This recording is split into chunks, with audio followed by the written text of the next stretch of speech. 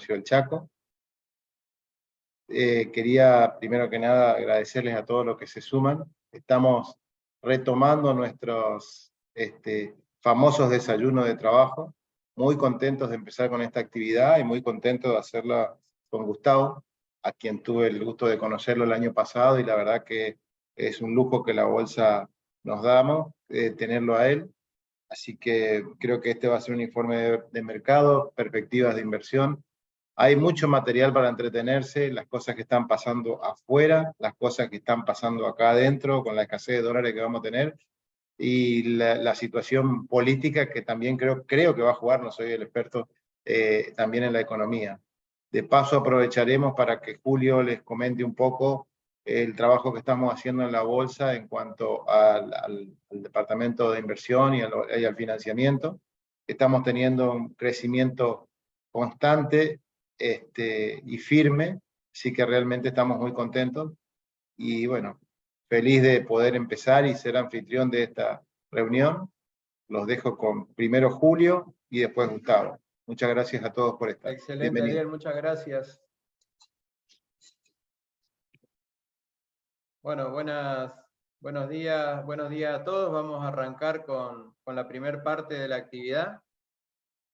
Veo que se siguen sumando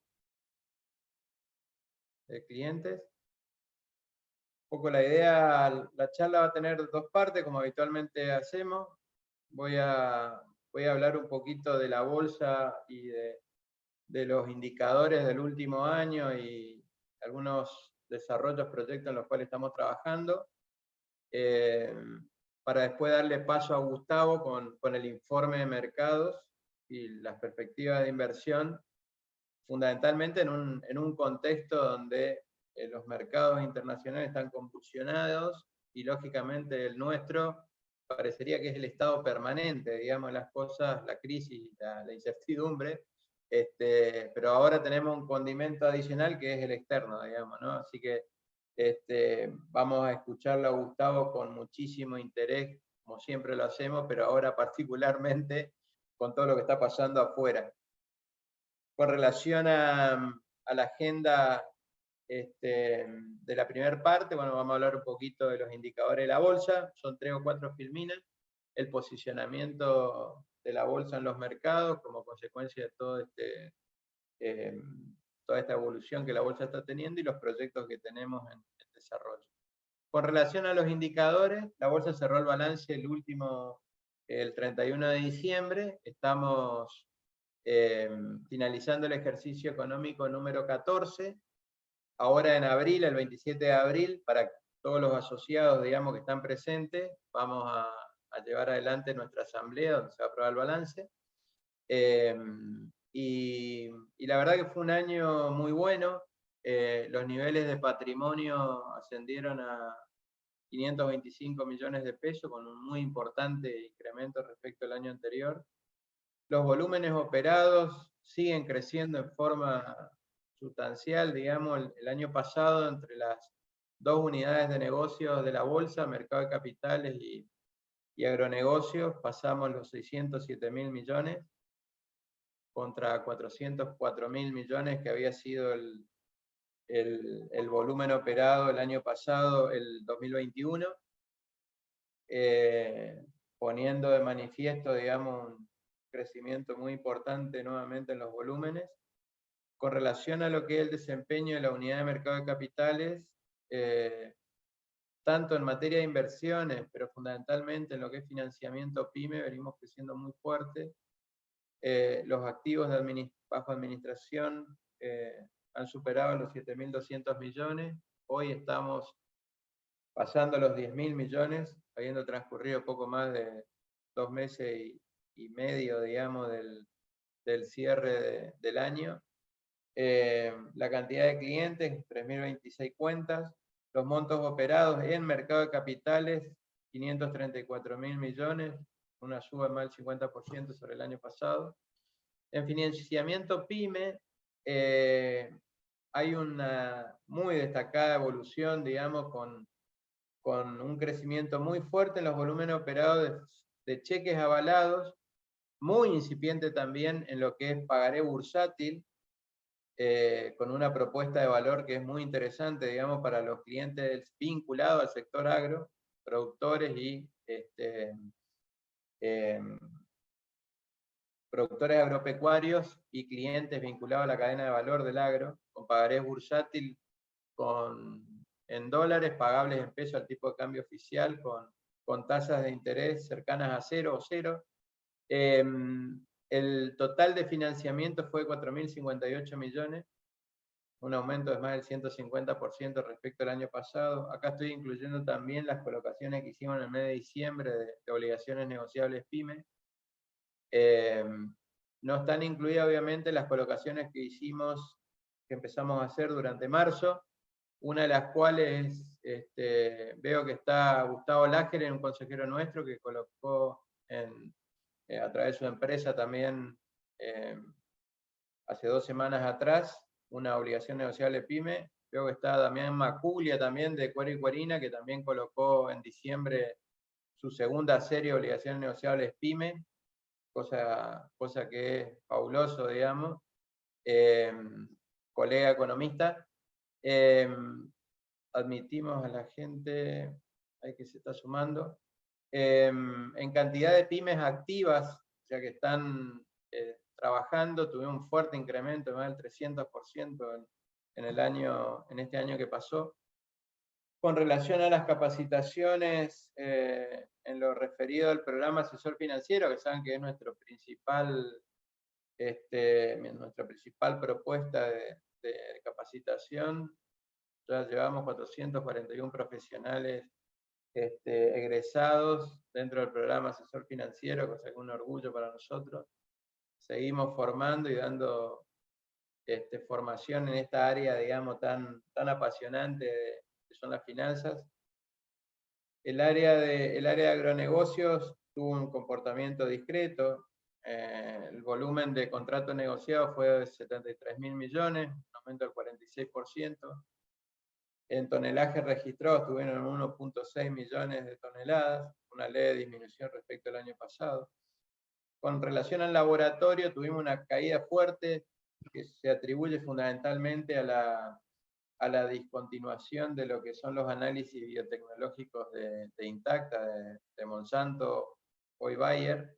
Pero las expectativas para este año en el laboratorio son muy buenas, porque comienzan los análisis del evento de Corteva, de Enlist, de la soja Enlist, y donde seguramente, bueno, nuestro laboratorio volverá a los niveles, digamos, que observamos en el año 2021.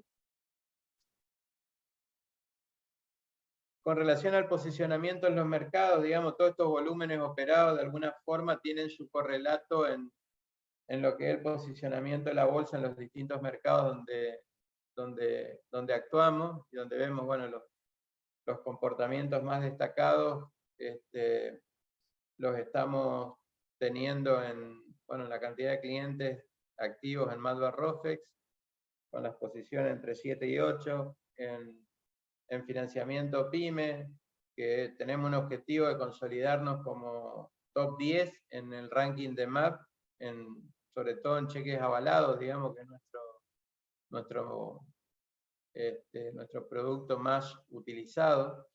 En opciones, en BIMA, seguimos manteniendo el top 10 de ese mercado que es tan importante.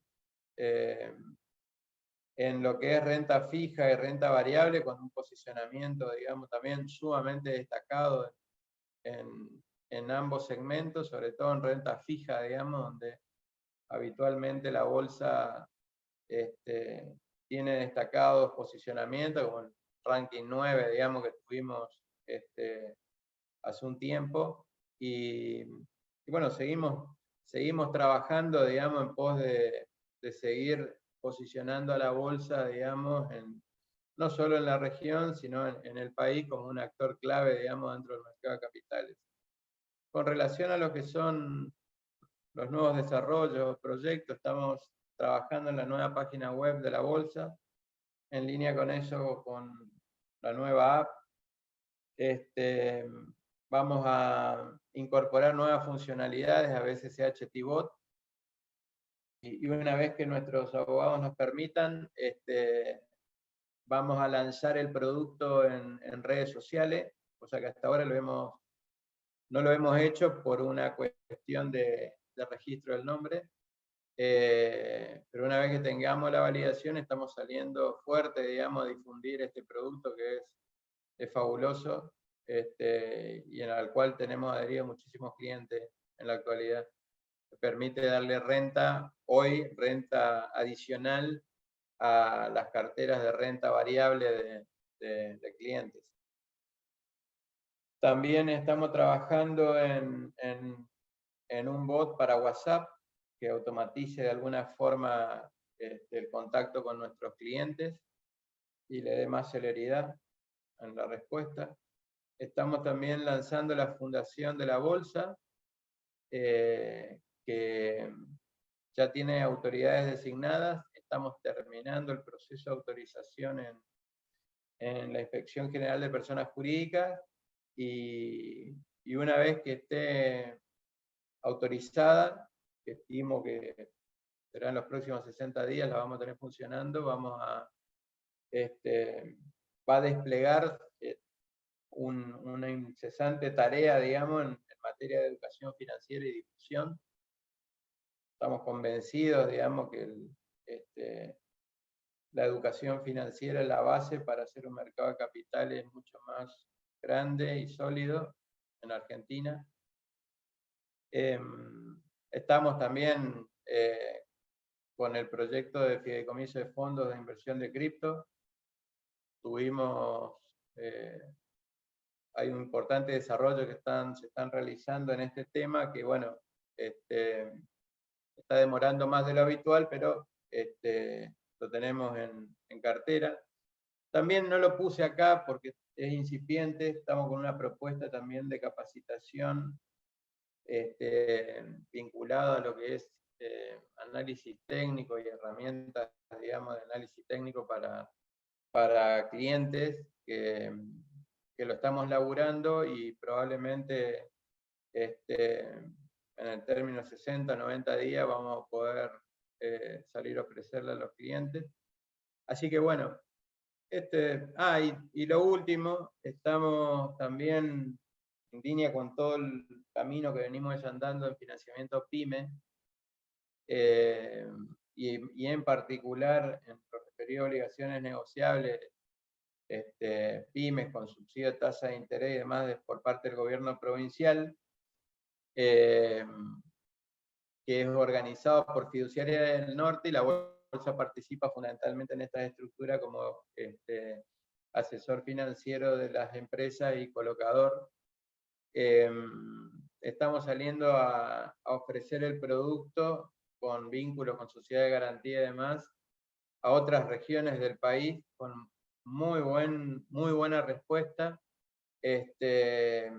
Así que seguramente este año vamos a tener estructuraciones de instrumentos pymes de otras regiones y provincias del país, tratando de facilitar, digamos, de alguna forma el acceso al financiamiento a través del mercado de capitales a pymes de todo el país.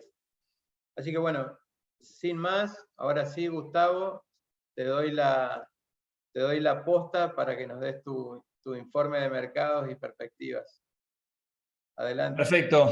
Muchas gracias, Julio. De nuevo, agradecido por la invitación y obviamente para tratar de compartir con ustedes algún análisis de lo que está pasando en los mercados internacionales, porque si vemos bajar los bonos de nuevo, es porque desapareció el riesgo de los inversores internacionales, y hay motivos por los cuales ese riesgo va en aumento, disminuye, y hoy nuevamente va en aumento. Así que les propongo ver un poquitito este tema de la punta del ovillo, ¿no? O la punta del iceberg, que es la caída de Silicon Valley Bank y otros bancos asociados en un proceso de depuración y de concentración en el sistema bancario norteamericano, que tiene más de 8.000 bancos, en un año complicado, en un año donde repasemos las estadísticas de crecimiento, hasta incluso quedaron desactualizadas muchas de las estimaciones del FMI, que hizo una revisión en enero. Estas son las últimas estimaciones de esta misma semana de JP Morgan, donde ve, al igual que el resto del mundo, ¿no?, una desaceleración fuerte en la tasa de crecimiento del PBI de los países desarrollados a 1.3. Esto significa recesión en muchos de estos países, muy cerca del 1, ni hablar en términos per cápita, aunque los países desarrollados estén pasándola mal, y hay un proceso de desaceleración que no vendría tampoco muy bien que digamos en los mercados emergentes, pero por lo menos acelera un poquito. Y esto tiene mucho que ver con China, que de un 3% el año pasado, que fue el primer año que yo recuerde de mi vida, que China creció menos que el mundo. El mundo habría crecido al 3,5 más o menos, China creció al 3% el año pasado. Bueno, este año aceleraría, y vamos a ver algunos indicadores que demuestran que se lanzó con todo China a comienzo de año a contramano de lo que está pasando en los países desarrollados. Por eso sostiene esta cifra. Pero cuidado que esta cifra viene con algunos aristas bastante complicados en otros países emergentes. Volviendo a los países centrales, acá tienen la probabilidad de recesión que muestra la curva, que vamos a ver después el gráfico. Entre un bono de 2 y 10 años hay una diferencia muy grande a favor del bono a 2 años. Es decir, ¿quién invierte en un bono a 10 años teniendo un bono a 2 años que rinde más? Y pasa lo mismo entre un bono de 6 meses y 2 años. La curva está invertida, conviene estar de corto plazo. Esta probabilidad de recesión fue marcada y se cumplió por este indicador y a posterior en la economía en las últimas 4 ocasiones, 5 ocasiones. Este será el caso en el que no se dé. Bueno, hay solo una vez en la historia que se terminó dando. No creo que sea así, por lo tanto preparémonos a los efectos de esto, aunque sea un aterrizaje suave o una breve recesión, empiezan a aparecer estos temas. Por ejemplo, una caída de un banco que representa la segunda mayor quiebra bancaria en Estados Unidos. Recuerden que los activos de Lehman Brothers, que era en el 2008 un banco de inversión, no era un banco con ventanilla de depósitos, lo mismo que Morgan Stanley y Goldman Sachs se tuvieron que hacer bancos para acceder a la ventanilla de la Fed y ser salvados, si no quebraban también. Pero tuvo que hacer una venta antes de que pasara a mano del Estado, forzosa, de una gran cartera de bonos, con mucha pérdida. Tenía una cartera de clientes bastante concentrada en grandes cuentas. El promedio era 4 millones de dólares, el 74% eran activos bastante concentrados. De hecho, el 97% tenía más de $250.000 de depósito, que es el mínimo que el FDIC, que es un seguro, tiene para devolver. ¿Qué significa esto? Que si quiebra el banco, hay un seguro de depósito, ¿sí? Quebró el banco, ¿sí? Quebró el banco. Hay un seguro de depósito para hasta $250.000 por cliente. ¿Pero qué hizo el gobierno? Positiva reacción del gobierno, dice acá, salvó a todos los depositantes. Puso toda la platita, uno arriba del otro. No solo lo que cubre el CPC, que es el seguro básico.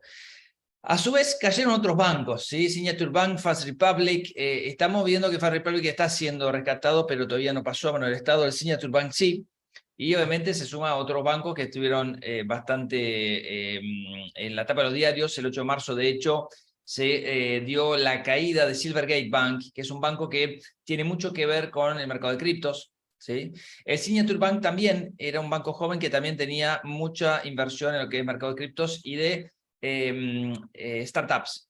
El Silicon Valley Bank es un banco de startups, de fondeo de tecnológicas, etcétera, etcétera. ¿Qué es lo que está pasando? Primero, el mercado se está preguntando cuántas entidades financieras más están en problemas. En los últimos días hemos visto un rebrote de la desconfianza en Credit Suisse. Esta mañana, el Banco Nacional de Suiza le hace un mega préstamo para que no continúe la situación. Ayer bajaba 28% la acción, hoy está subiendo 30%. Están pasando cosas, la verdad, muy importantes en los mercados. Cuidado con los bancos europeos. No es un sector para estar. Nadie sabe bien la profundidad de todo esto, ni en Estados Unidos, ni en el resto de los países centrales, en este caso en Europa. Pero lo que sí está pasando es una concentración, ¿sí? Los bancos regionales, al menos en Estados Unidos, o los bancos más chicos en Europa, están siendo mirados como una ganga por parte de los demás bancos. De hecho, por ejemplo, la filial de el Silicon Valley Bank en Gran Bretaña fue comprada por HSBC por $1, ¿sí? Esto es algo bastante simbólico. ¿Para qué? Y para hacerse cargo de 6.700 miles de millones de libras de depósitos, pero también tiene muchísimos préstamos, ¿sí? que tiene digamos, un riesgo bastante importante. Bueno, están pasando estos temas. ¿Por qué? Bueno, ¿hay de manejo? Sí, claro, hay de manejo. ¿Hay toma de riesgo en exceso? Sí. Pasó en 2020, 2021, y en el fin de 2021 empezó una reducción del apetito por el riesgo de los inversores. De hecho, empezó en mediados del 2021 para las empresas tecnológicas, pero el 2022, y hace exactamente un año, marzo del 2022, arranca este proceso de suba de tasa de interés. No sé si lo ven acá a la derecha del gráfico, donde es el segundo mayor proceso de suba por lo empinado, ¿sí? Es decir, el empinamiento violento de esta tasa de interés, que fue solamente superado por los 80, donde arranca de 0 y hoy casi está en 5%. Bueno, esto tiene mucho que ver, obviamente, y tiene mucho que ver en ese proceso de depuración. Hay algunas cosas buenas que nos están gustando en Estados Unidos, como por ejemplo el mercado laboral, que sigue creando muy buenos números de empleo, y ahora está aflojando las presiones sobre los salarios. Este es el mejor de los mundos, por eso el último dato de crecimiento de los salarios, 4.6 interanual, es una proxy de la inflación futura, da un 4.8 el consenso y viene 4.6, fue bienvenido, ¿sí? Este crecimiento salarial impide que haya más presión sobre las tasas de interés, con lo cual esta suba podría ser menor, ¿sí? Este indicador venía dándose a tasa desacelerada. Y está bien lo que está pasando. Ahora, ¿qué está pasando con todo este lío en los mercados y desaceleración en la economía? Bueno, la FED toma nota de todo esto y la semana que viene, recuerden, martes comienza la reunión de marzo, miércoles se expide a las 3 de la tarde, por el cambio de horario solamente hay una hora, antes de las 4, a las 3 de la tarde estén atentos el miércoles que viene, que debería haber un movimiento alcista y lo ven acá, en azul estamos con una tasa de interés actualmente de 4,5, 4,75, que pasaría a 4,75, 5% de rango. ¿Sí? Hay un 82% de probabilidades. Esto aceleraría un poquitito más a la zona de 5, 5,25 allá por mayo. Y además empezaría un ciclo de baja de tasa de interés en junio-julio, se estabiliza un tiempito, después en diciembre, después en marzo del 2024 y finalmente se estabilizaría en mayo del año que viene, es decir, dentro de poco más de un año, se estabilizaría en un nivel 75 puntos básicos abajo del nivel actual. Entonces, esto es lo que está viendo el mercado, que se había corrido bastante a la derecha y ahora se está corriendo más a la izquierda. Es decir, está relajando su expectativa sobre las tasas de interés. ¿Por qué? Bueno, porque están empezando a surtir efecto las políticas de la FED en torno a, por ejemplo, la data de inflación. Esto lo conocimos antes de ayer. El día martes a la mañana vino esta cifra de 5,5, que baja de 5,6, que bajaba de 5,7 y de 6, y es un proceso de desaceleración bastante importante. Este es el dato importante para nosotros, 6%, el headline 5,5, el core, es decir, sin alimentos y petróleo o combustibles, que son los componentes más volátiles del índice. Estamos a la espera del dato de febrero de PCE, que había dado una mala lectura. Fíjense lo que dio acá, que motivó que en febrero sea un mal mes para los mercados y marzo sea un mal mes para los mercados. Con la caída de ayer, en un momento dado, el S&P, ahora está más o menos empatado, pero el S&P estaba negativo en el año. Negativo, o sea, borró febrero y parte de marzo todo lo que subió en enero, que había subido violentamente. Bueno, gran parte de la culpa la tiene este rebrote de inflación, que vemos que podría empezar a bajar como lo hizo el dato de inflación minorista.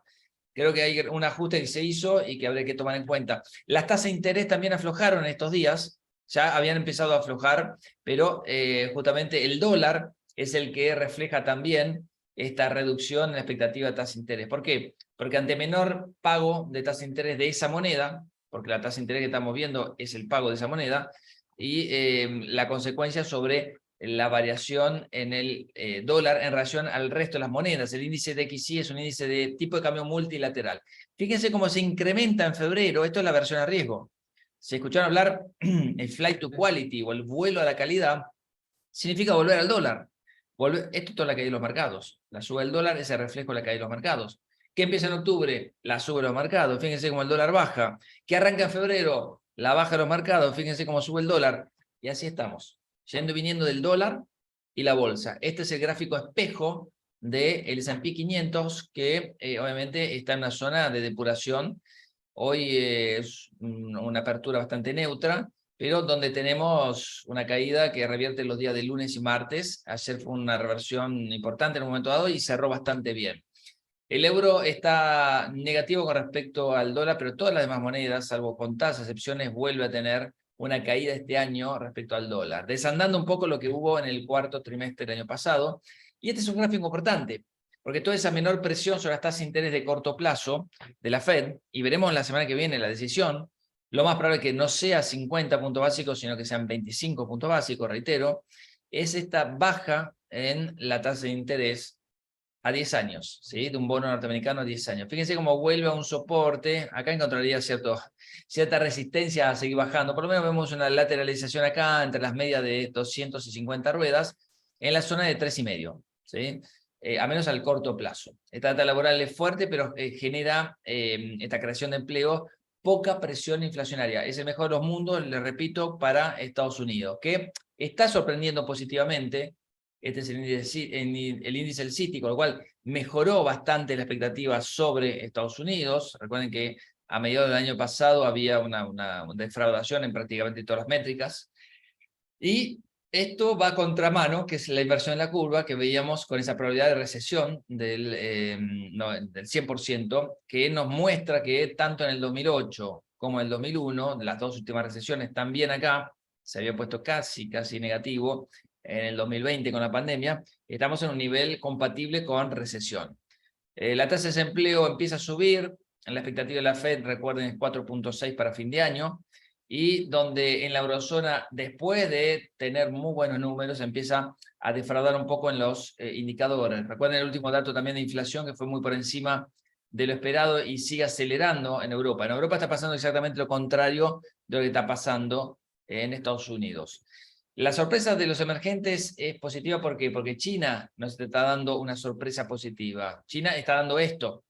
Esta baja fue autoinfligida, recuerden, en mayo del año pasado, también a fin de año pasado, con la política restrictiva del COVID. Ahora China está saliendo, las levantó y además está dando buenas señales. Fíjense, si no, los índices PMI de servicios de China, que está dando 2 lecturas por arriba de 50, que eso significa expansión, después de 4 lecturas por debajo de ese valor. La tasa de inflación se destruyó, o sea, es importante que China no exporte inflación y eso es bueno, ¿sí? Eso es muy bueno. Ahora vamos a los mercados. Las caídas de los últimos días causadas por todos estos líos en los bancos hizo esto, ¿sí? De la zona de 4.050 puntos, llegó a casi respetar el soporte de los 3.800, hoy está en torno a 3.900, esta es la vela de ayer, bastante errática, pero fíjense que las últimas 2 velas está con una recuperación intradiaria respecto a la apertura, eso, respecto al cierre anterior, no, respecto a la apertura, perdón, y eso es positivo, por más que haya caído ayer. Fíjense también este gráfico en donde vemos un canal bajista desde el máximo de comienzo del año pasado, en donde el mercado sale disparado para ir a buscar su primer objetivo, lo supera, va a buscar el segundo, no lo alcanza, ¿sí? Los 4.200 puntos, 4.300 puntos era el siguiente objetivo, y vuelve al piso. Por eso una zona crítica, dice el título de esta placa, porque acá se define casi todo. Es decir, acá es volver a meternos en este canal bajista, no descartamos que vaya a 3.800, y en el peor de los casos a 3.600 puntos, o el S&P rebota acá, quiebra nuevamente las medias, y se va a buscar como primer objetivo los 4.100, segundo objetivo los 4.200, tercer objetivo los 4.300. O sea, desde el punto de vista de los técnicas están muy claritos los objetivos, y esto es data dependiente, dependerá de lo que haga la Fed la semana que viene, del dato de PCE, dependerá de las ventas minoristas y de muchos otros indicadores para monitorear cómo está la economía de Estados Unidos. Lo que sí sabemos es que el mercado está con miedo. El que mejor refleja esto es el índice VIX, nuevamente en la zona del 26%, fíjense esta zona de congestión por arriba de la media de 200 ruedas, ¿sí? Y fíjense también el miedo extremo que marca cuando hace un mes atrás nada más, este indicador estaba acá, estuvo incluso en extrema codicia, pero donde este tacómetro estaba en zona muy optimista. Esto tiene que ser leído al revés. Fíjense que cuando aumentan los miedos y los miedos son extremos, justamente los parámetros de protección son máximos y sale caro protegerse, y obviamente muchos empiezan a vender volatilidad. Y vender volatilidad significa que esto pueda volver a niveles más normales al menos, ¿sí? Este año el S&P 500 tuvo una recuperación, el día de ayer tuvo negativo incluso, pero donde los sectores que habían estado muy castigados el año pasado, tecnología y consumo discrecional, son los que están picando en punta. Justamente los sectores, más allá de petróleo, que tuvo 2 años fabulosos, y este año está convirtiéndose en el peor sector, ¿sí? Después de 2 meses y medio, el peor sector de rendimiento en la bolsa de Buenos Aires. Acá en la bolsa de Estados Unidos. Acá lo que tienen es los sectores más conservadores como utilities, caer fuertemente. Fíjense, el sector de consumo no discrecional, también negativo. El sector de salud, bastante negativo, 7 puntos de caída en el año. Están acusando el impacto, obviamente, de un rally a comienzo de año que había favorecido a las acciones que más habían caído el año pasado. El Nasdaq 100 está subiendo 12% y el S&P 500 apenas 1.4%. ¿Está sobrevaluado el mercado? Bueno, se lo dejo para que lo lean un poquito acá. Hay una divergencia entre renta fija y renta variable. Por distintos indicadores, y lo resumo en un gráfico, estamos viendo que esta expansión de múltiplos empezó a corregirse.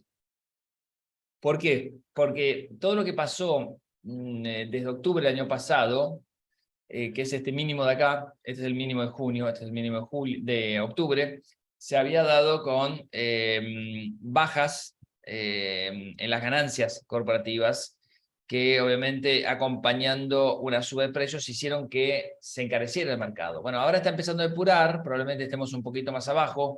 El equity mundial está en una zona de apenas positivo. El que está un poquito mejor es la eurozona, que había sufrido mucho el año pasado, con 6 puntos de suba. Todo esto medido en dólares, ¿sí?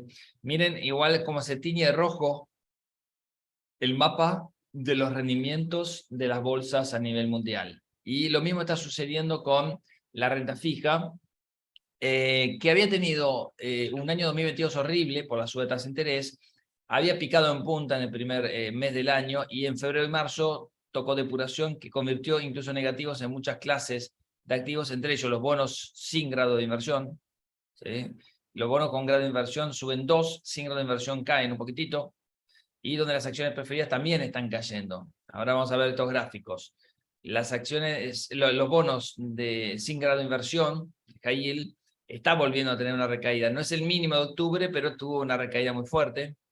Estos son 12 meses también para las acciones preferidas. ¿Qué está pasando acá? Bueno, ustedes saben que las acciones preferidas son emisión de deuda, pero bajo la forma de capital permanente. Por lo tanto, los bancos tienen mucho de beneficio, es decir, pueden prestar porque no lo consideran como apalancamiento, no es apalancamiento financiero, es decir, no es deuda, sino que es capital accionario, o en el medio, un híbrido. Bueno, eso obliga a ser más cautos con las acciones preferidas, y sobre todo las acciones preferidas de bancos europeos, sobre todo ellas, y este es el reflejo. Vuelve a los mínimos las acciones preferidas en estos niveles, y la verdad que es algo bastante negativo como para poder encarar, digamos, y ser optimistas. Mejor se encuentran los emergentes. Si vos me das a elegir hoy, prefiero un emergente antes que una acción preferida como inversión, ¿sí? Commodities, fuerte caída del petróleo, esto motivó la caída de las acciones que veíamos anteriormente, y con el gas natural depurando también a niveles extraordinariamente bajos, donde lo que se fortaleció es el oro. El resto de los metales están asociados al ciclo económico, por eso empiezan a caer todos estos metales preciosos. También una recuperación de los metales industriales que habían caído el año pasado. China tiene mucho que ver con la recuperación del acero, y de ahí también que anduvieron hasta hace poquito muy bien acciones como Ternium y otras más. Estos son los commodities agrícolas. Ustedes hablaban recién, escuchaba con el tema de Julio, con el tema de la cosecha, y la verdad que viene con una caída de precios para el maíz del 7% este año, una caída de la soja poquito, pero cae, y una caída del trigo del 12%. ¿Sí? Es mixto, porque algunos cultivos están para arriba, pero los tres que nos interesan, los tres más importantes, están para abajo. Acá estamos. La soja, después de esta caída del segundo trimestre del año pasado, que justo coincidió con el tercer trimestre, que justo coincidió la época de precios caros con la cosecha argentina, empieza una recuperación de abajo para arriba que por ahora tiene una tendencia negativa, pero que obviamente recuperó mucho desde los mínimos. El que se está favoreciendo y que vemos con niveles más altos es el oro, la caída del dólar, la caída de expectativa de la tasa de interés, la caída de la expectativa de la inflación, hace que obviamente el oro empiece a brillar, no por la caída de expectativa de inflación, sino por la menor tasa de interés esperada. Y finalmente el petróleo, que es el activo más riesgoso, es el activo que refleja mucho los miedos, es el activo que vio también aumentar las reservas estratégicas de Estados Unidos cuando las había casi agotado, cuando Rusia estaba saliendo de producción gran parte de su procesamiento por el tema de la guerra. Entonces esto acusa de impacto y vuelve a los valores de diciembre del 2021. Hago la pausa. Si quieren, después vemos algunas preguntas, salvo que haya alguna hora como para contestar. Si no, paso a la parte de Argentina. No sé, Dale. Julio, si quieren hacer algún tipo de comentario o abrir juego para la parte internacional. Si no, pasamos a la Argentina. Pasamos a la Argentina. Bueno, a ver, el REM de febrero, ¿qué nos dio? Faltan 15 días para conocer las nuevas expectativas y hubo un dato de inflación en el medio, que creo que va a quedar desactualizado este dato de 100% de inflación para el 2023. 103,5 para en los próximos 12 meses. Acá estamos viendo por primera vez en 30 años, un dato de inflación 6,6% interanual del 102,5. ¿Qué significa esto? Hace 30 años que no veíamos una tasa de inflación que superaba el 100%, y creo que tenemos que acostumbrarnos a este nivel de inflación, más allá de que haya un cambio de gobierno hacia adelante, pero por lo pronto, a corto plazo, si no hay un plan antiinflacionario, estos valores van a empezar a repetirse y es peligroso, porque un nivel del 6% es 100% de inflación, del 120 es con 7% de inflación y 8%, 140% de inflación es lo que determina. Con lo cual esta aceleración de 6 a 7 o de 7 a 8 es muy peligroso porque implica una espiral también de precios bastante difícil de contener.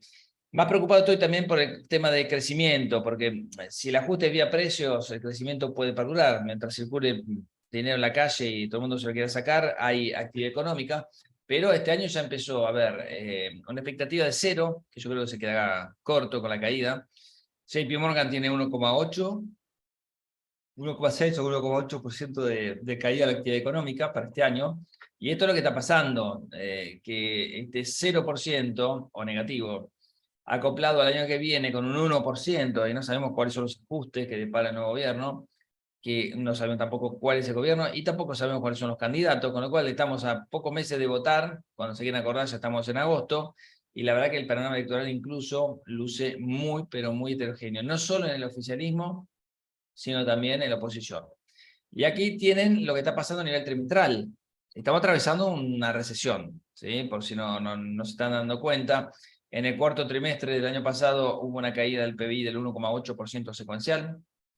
En este trimestre que estamos atravesando, está cerrando este trimestre con una caída de casi 1 punto porcentual secuencial respecto al cuarto trimestre.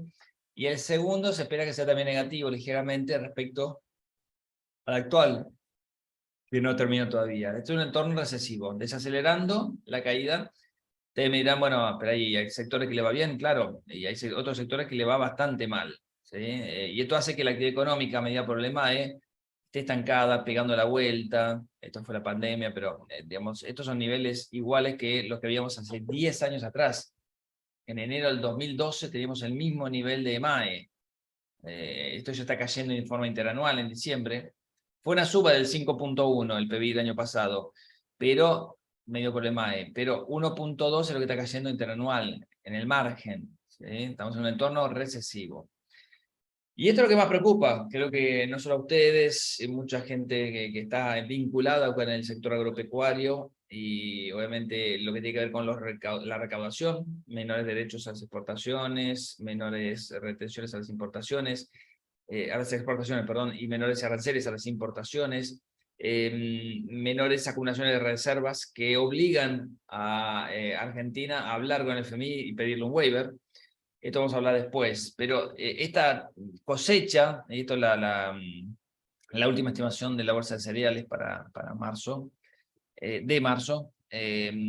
verdad que es una cosecha realmente muy mala. La había tenido acá bastante fea en el 2017, Macri. Cuando miramos los números, esto es peor, con lo cual es unos 15.000 millones de dólares más o menos que faltarían, y eso es muy importante tener en cuenta a la hora de ver el dólar, ¿sí? Esto obliga a cambiar las expectativas de acumulación de reservas, bajan a fin de marzo a 3.500 millones menos, ¿sí?, de los 7.800, y se fija una meta nueva de 4.300. Y para todo el 2023, en realidad, se baja en 2.000 millones. Es decir, parte de estos 3.500, casi la mitad, se espera que se recupere a lo largo del año. Está por verse, ¿sí? A ver, lo que se firmó con el FMI es eso, es un primer waiver. Tampoco se cumplieron las metas fiscales en enero. Fue horrible el dato de enero, el gobierno está gastando muchísima plata, hay muchas facturas que de diciembre para que le desembolsen la plata del FMI pasaron a enero. Enero representó 500.000 y pico, 530.000 millones de pesos con intereses, 530.000 millones de pesos, ¿sí? Imagínense la plata que significa eso, que es el agujero fiscal, o sea, cuánto debería valer el dólar y mucho más. La verdad se está trazando no solo frente a lo que está pasando en la menor acumulación de reservas, en función de la aceleración, digamos, de la mora y a su vez la menor recaudación, sino que también está el tema de los objetivos que se están planteando. En enero no se cumplió. No sé si uno de los objetivos va a tener que ser revisado, que es el de reducción del déficit fiscal. Habrá que ver. No tiene que superar el 1,9% del PBI, pero ese es el primario. Si le agregas intereses y el déficit fiscal del Banco Central, que son más o menos 5 puntos del PBI, las LELIQs y compañías son costos muy grandes para la economía argentina. Estamos hablando de 6-7 puntos del PBI, 7 puntos del PBI, perdón, y más, ¿sí? Así que cuidado con este año porque puede venir bastante volátil en algún momento. Los adelantos transitorios van a ser 0,6%, pero el año que viene 0%. Entonces algo de sostén del Banco Central todavía sigue habiendo.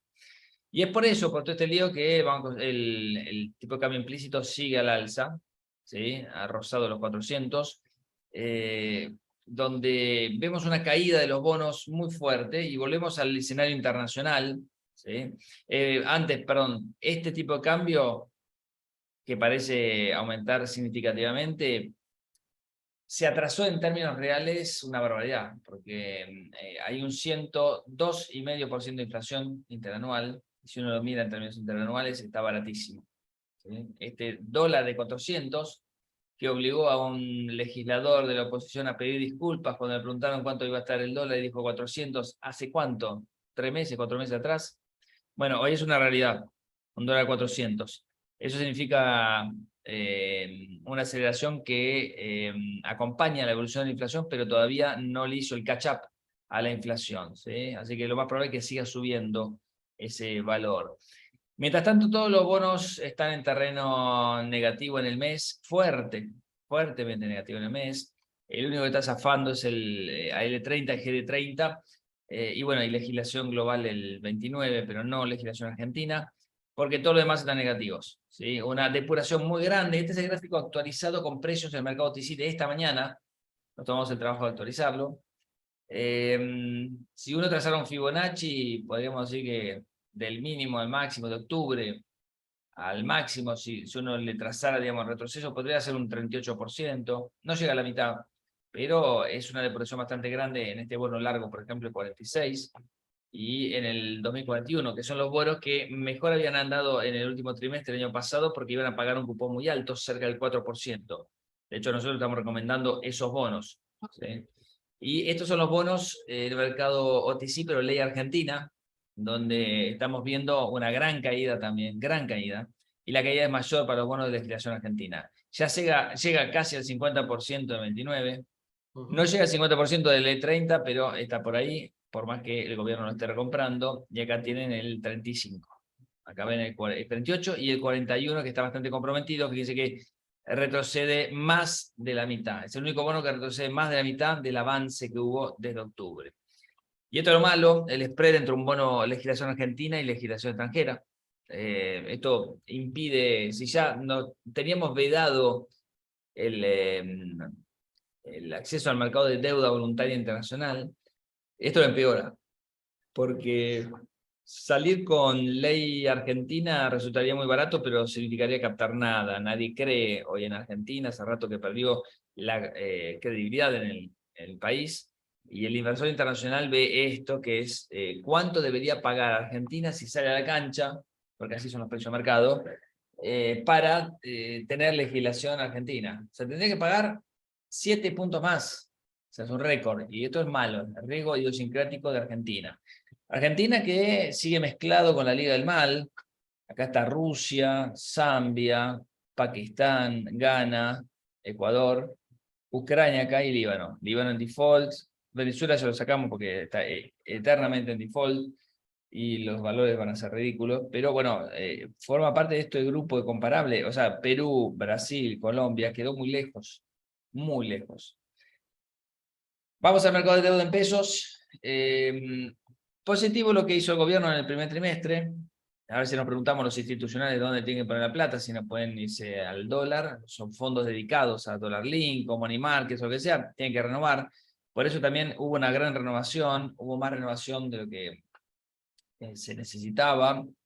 Hay un 139% de renovación, si mal no recuerdo, en enero y febrero, ¿no? Con lo cual se cumplió con creces el plan financiero. Y a su vez se implementaron sendos canjes en enero, y el último de ahora de marzo hicieron que esta sea la imagen mucho más benigna para estos meses, mucho más benigna. Pero todo equivalente en dólares son 10.000 millones de dólares por mes. 10.000 millones de dólares por mes que tiene que hacer frente, ¿sí? Tanto en pesos como en dólares de bonos emitidos. La gran montaña acá de que se acumula es la de julio, ¿sí? Acá se agregaron muchos vuelos duales, que son 13.000 millones de dólares que vencerían ese mes, así que es el mes complicado ahora. Veremos si siguen estos canjes hacia adelante, ¿no? Pero estas son las cifras desagregadas, en donde faltan entre marzo y diciembre buscar el destino de 51.000 millones de dólares. En los próximos 3 años vencen 103.000 millones de dólares. Y bueno, ahí el grito en el cielo de la oposición, que pide obviamente explicar cómo están pateando para el siguiente gobierno toda esta deuda. No puede hacer otra cosa que eso. Plata para hacer eso no la tiene, es algo que haga una mega devaluación, pero justamente le juega en contra. Porque todos los bonos ajustables por ser, en definitiva, van a seguir al dólar y la inflación, y muchos de ellos son duales, que si no paga la inflación, paga el dólar, la evolución del dólar oficial. Este canje de deuda en pesos fue exitoso, sí, pero hubo una demanda privada muy baja, 17%. ¿Qué significa esto?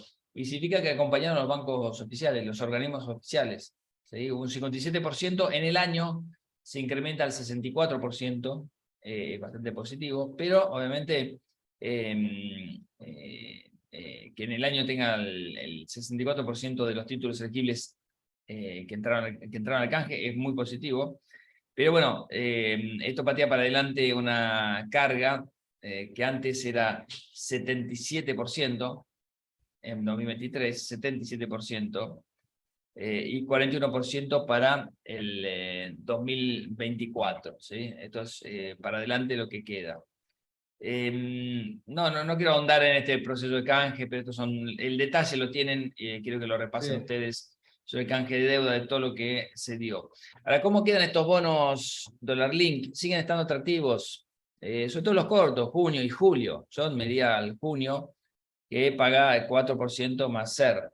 La gran incógnita de julio, ¿sí? Un mes antes que la PASO, rinde más o menos lo mismo, o está muy barato el de junio o muy caro el de julio, para poder hacer un arbitraje ahí. Del otro lado están los bonos dólar link, ¿sí? Que están 3,5% promedio de rendimiento por encima de la devaluación del dólar oficial.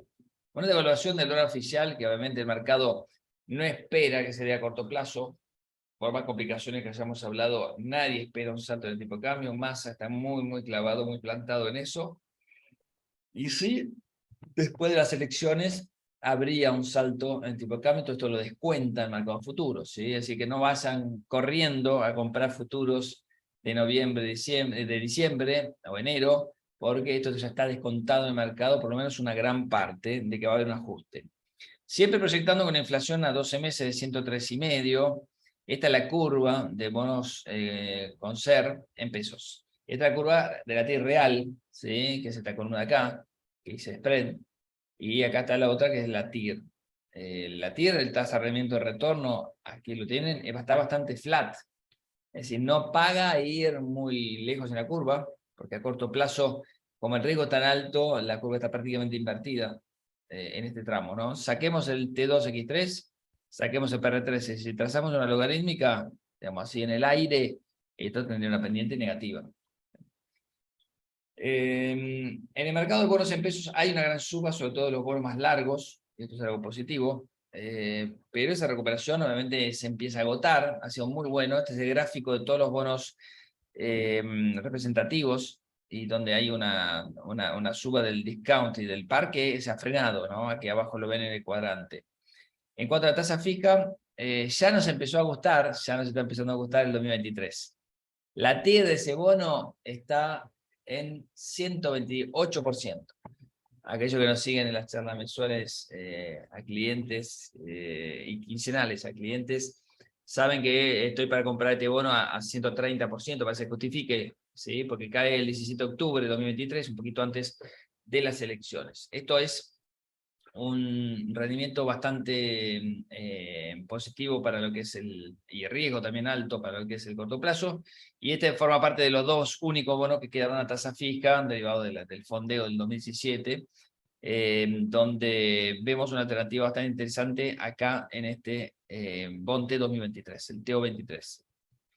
En cuanto al mercado de letras, está el rendimiento para arriba, de un plazo fijo, obviamente, de tasa nominal de 80 pasamos a una TIR de 120, y de la tasa nominal real de 5% promedio, tenemos digamos, una expectativa de inflación que compensa esta inversión y agrega estos puntos por encima. Nos gustan las letras, abril, mayo, junio, ya septiembre es mucho más largo, no se justifica, por eso el mercado lo castiga con 12 puntos por encima de la tasa de inflación. Entre los bonos provinciales, y tiene un anexo al final de esta presentación para ver los gráficos, hubo una recuperación bastante fuerte.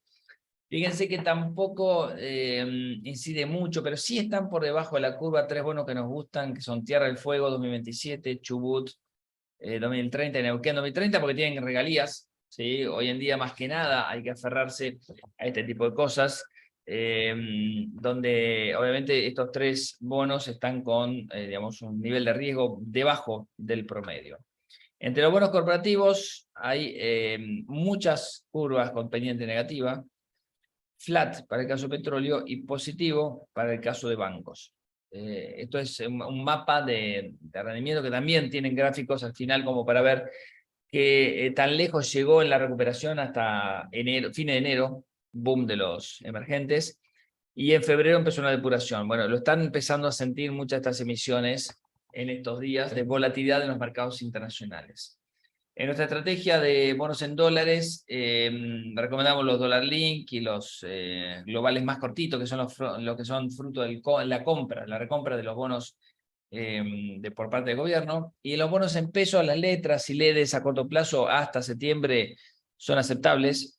Y donde tenemos el bono dual, ¿sí? El 2023, pero de junio, y el de julio, el J y el L, como alternativas atractivas. También nos gustan estos bonos corporativos, y ha sido un año extraordinario. Las ganancias del 2023 no van a ser ni por casualidad, ni remota casualidad, lo que dio en el 2022, que fue una excelente etapa para todos los bonos corporativos en la historia, y donde debería seguir avanzando un poquitito más, pero ya nos encontramos con tires casi negativas en muchos casos. ¿Por qué? porque los inversores lo van a buscar porque son dólares, billete.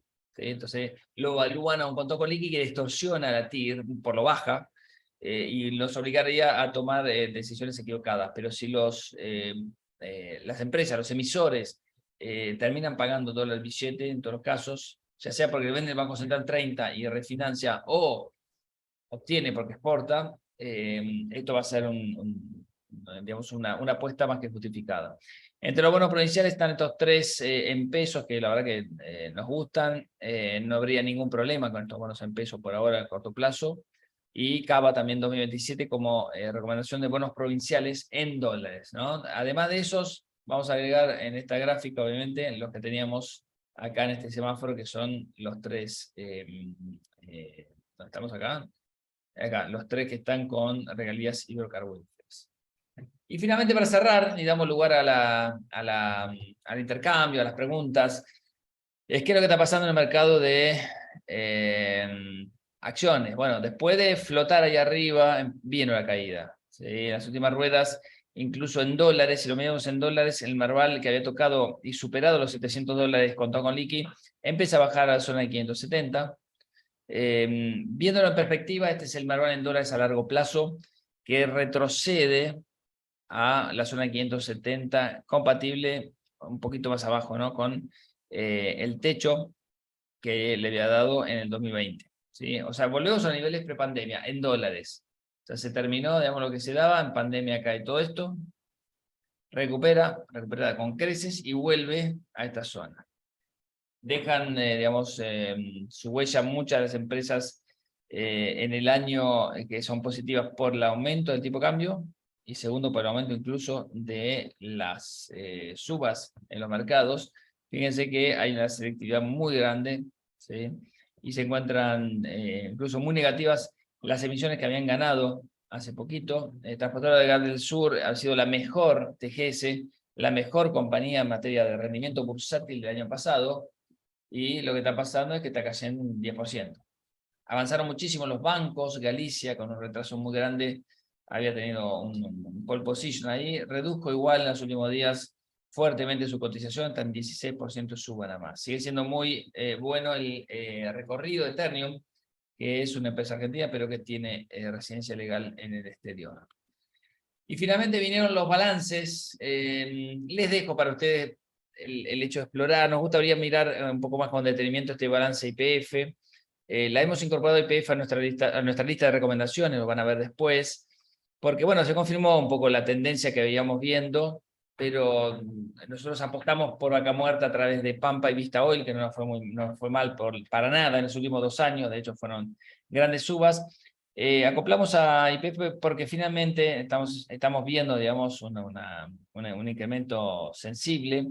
La deuda empieza a bajar, en forma continua, ¿no? La deuda neta incluso da valores bastante comprometidos para la compañía, pero en baja, se está moviendo la tendencia.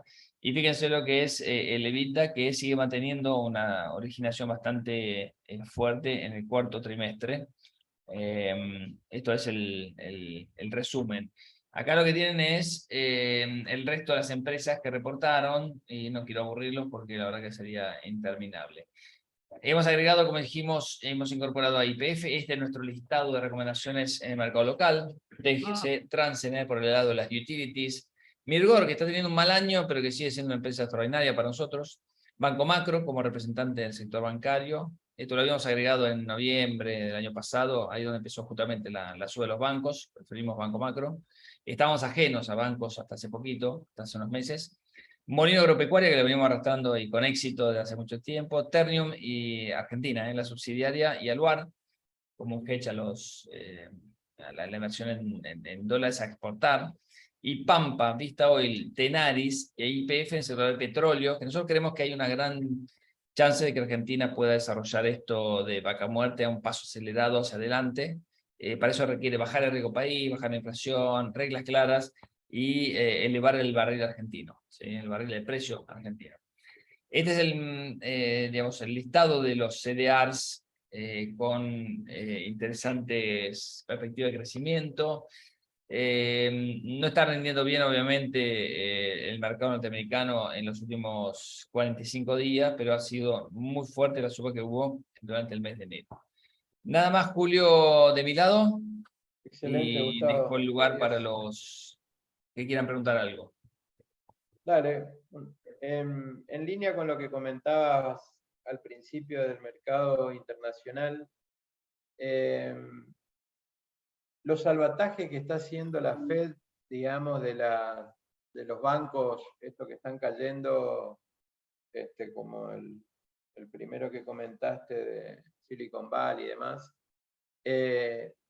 tiene su correlato, digamos, me refiero al salvataje por parte del Tesoro y la Reserva Federal, tiene su correlato en emisión monetaria, digamos, ¿no? Que en definitiva la están haciendo para pagar a los depositantes, digamos, ¿no?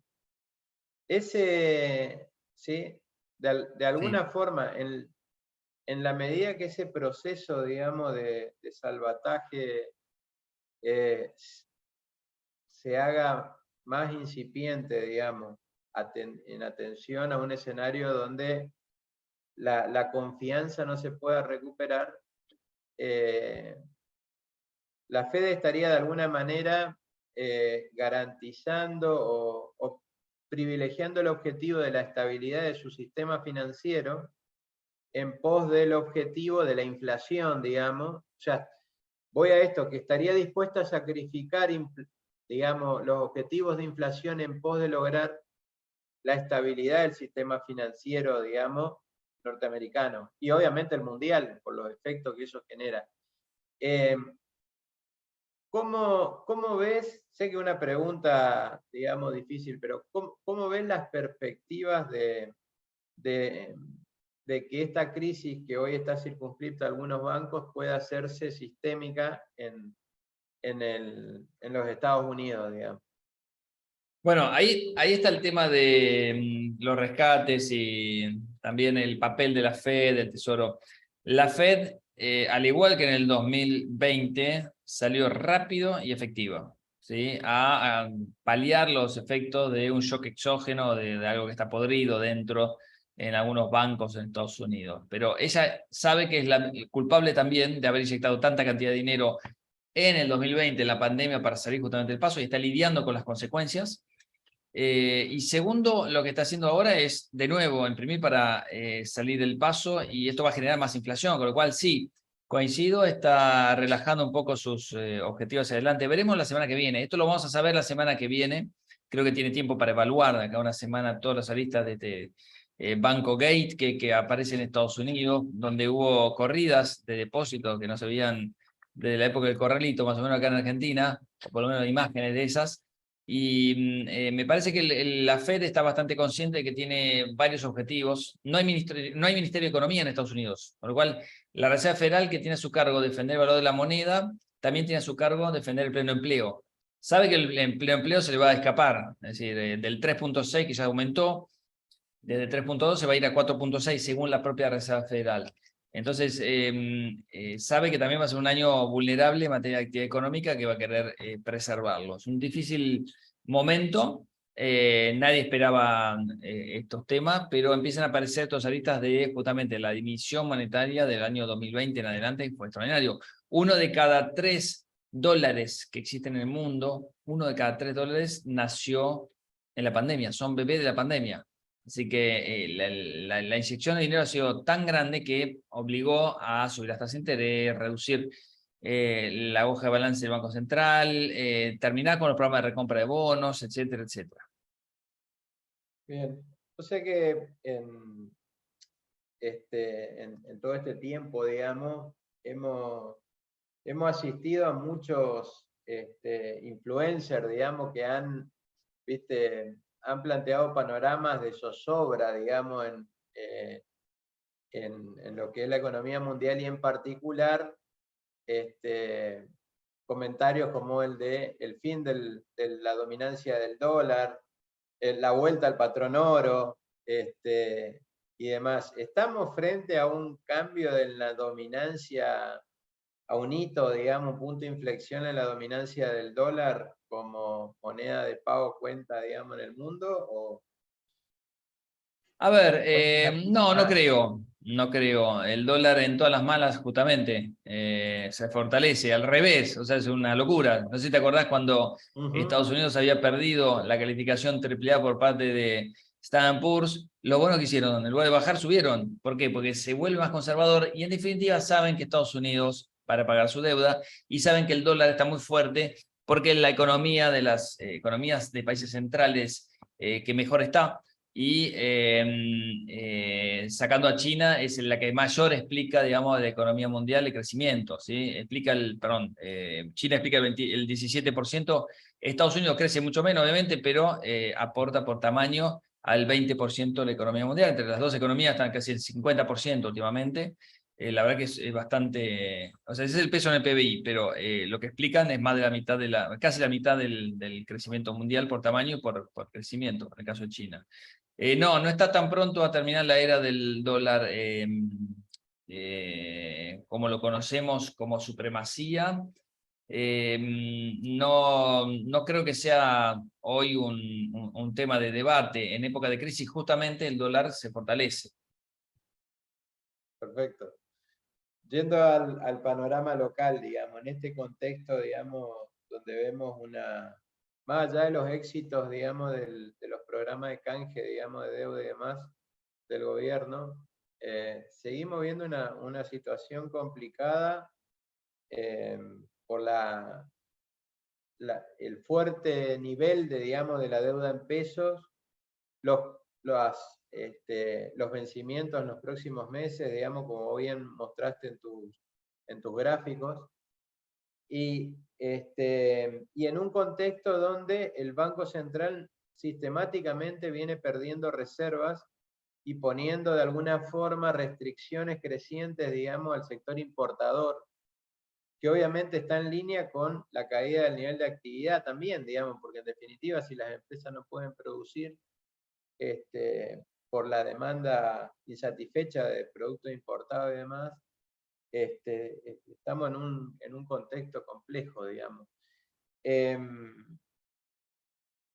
¿Crees que el plan de Massa de aguantar va a tener éxito, digamos, y que la explosión, digamos, eventual, digamos, de todas estas variables, digamos, se produzcan después, digamos, del cambio de gobierno? Es un tema. Plan aguantar, justamente es el plan llegar, según algunos brokers que leo esta mañana también. El plan Así lo llegar. tituló un broker esta mañana. A ver, Argentina está pateando la lata.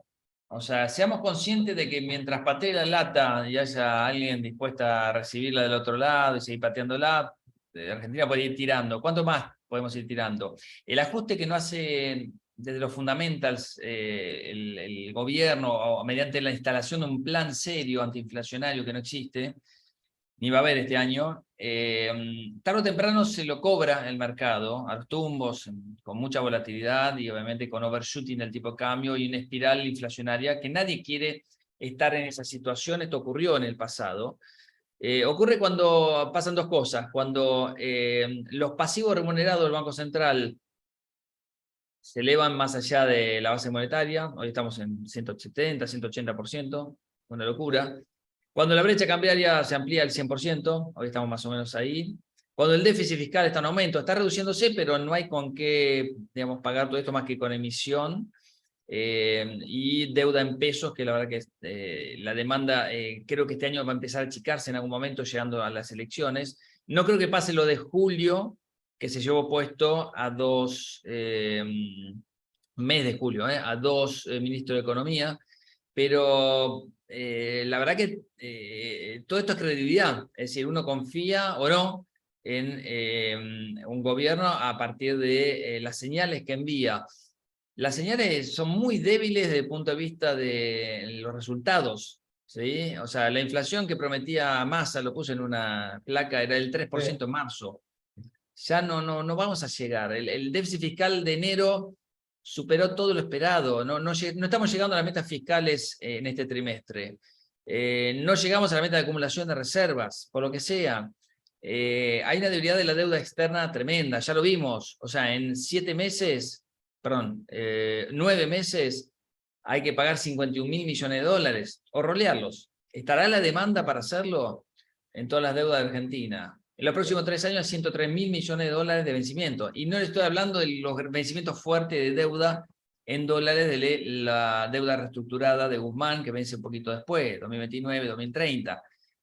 Con lo cual es un panorama muy complicado. Lo del FMI, la verdad que no tiene digamos, mucha incidencia, porque lo que entra sale, salvo unos 1.400 millones, estaba haciendo el cálculo para este año, de lo que va a entrar hay que poner.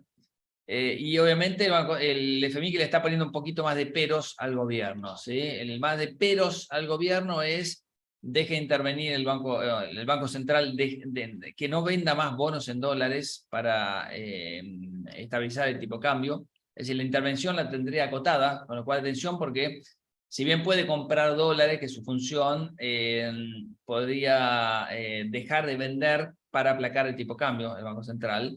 Eso es uno de los factores que monitorea el FMI. Lo veo complicado, mientras se sigue pateando la lata, y lo vimos en el gráfico de la tasa de evaluación anualizada implícita de los futuros del ROFEX. Nadie espera que haga un overshooting hasta diciembre.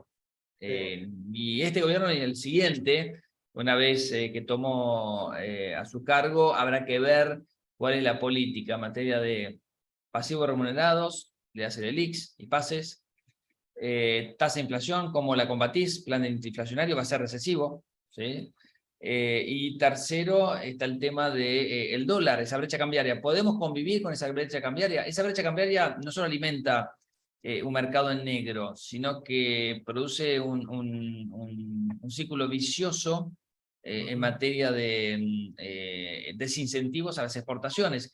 Y si antes nos financiaba el Banco Central, hoy el Banco Central está fundido. Si después nos terminó financiando el mundo ya no nos presta un mango.